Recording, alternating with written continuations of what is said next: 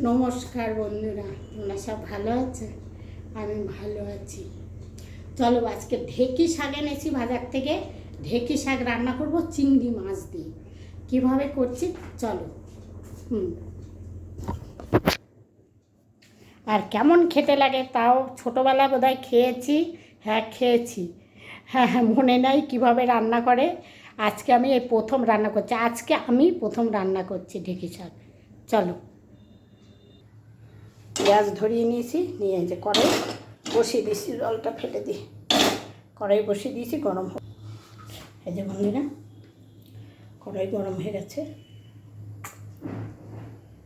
বাবা তেল গরম, একটা পুড়ে গেল।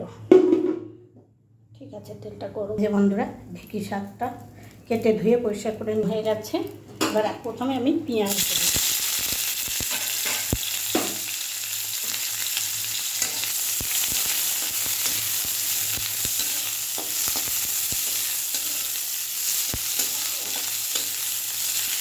পেঁয়াজ আর এই দেখো চিংড়ি মাছটা ওর মধ্যে দিয়ে দিলাম, দিয়ে একসঙ্গে দুটো ভাজা করবো।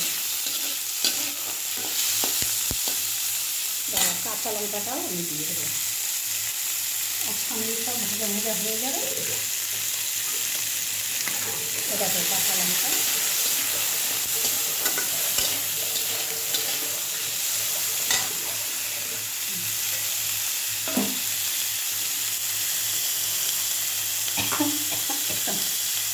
নুনটা দেবো। নুনটা আমি একবারই দিয়ে দিই, এবার পরে দিতে গেলে বেশি হয়ে যাবে।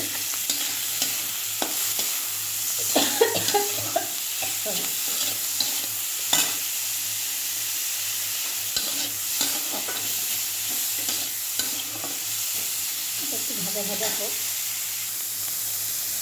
আমি একটু হলুদ দিয়ে দেবো, অল্প করেই হলুদ দেবো। আমি যদিও শাকে হলুদ দেই না,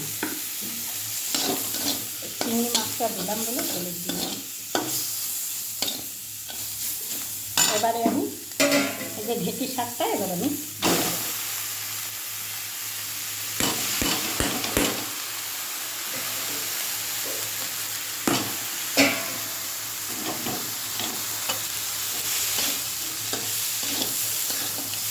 আজকে প্রথমেই রান্না করছি।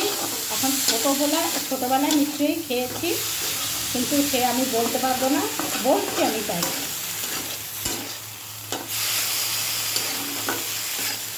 হয়তো বাংলাদেশে খেয়েছি, এসব শাক বাংলাদেশে ভর্তি।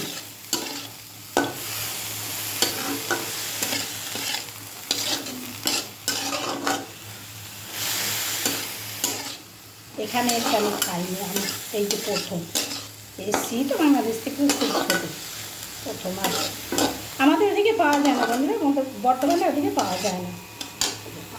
একটু জল দিয়ে দেবো, এবারে সেদ্ধ হোক। ডাঁটাগুলো শক্ত শক্ত, এই জন্য একটু জলটা দিয়ে দিলাম। ঠিক আছে, এই যে বন্ধুরা জল দিয়েছি ওগুলো সেদ্ধ হওয়ার জন্য, অনেকটাই জল দিয়েছিলাম। এবার একটু মিষ্টি দিয়ে দিই, জানি না কেমন হবে। বেশি মিষ্টি দিলে এসব খাবে আবার ভালো লাগে না।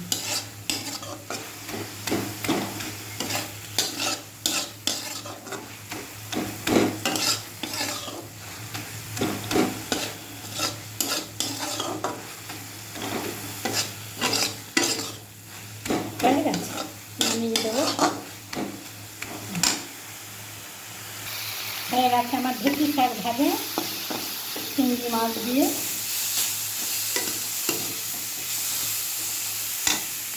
গ্যাস অফ করে দিলাম বন্ধুরা। আরও বাটিতে নামিয়ে দেখ, এই যে দেখো বন্ধুরা বাটিতে, দূর থেকে দেখো। ঠিক আছে, রাখছি বন্ধুরা।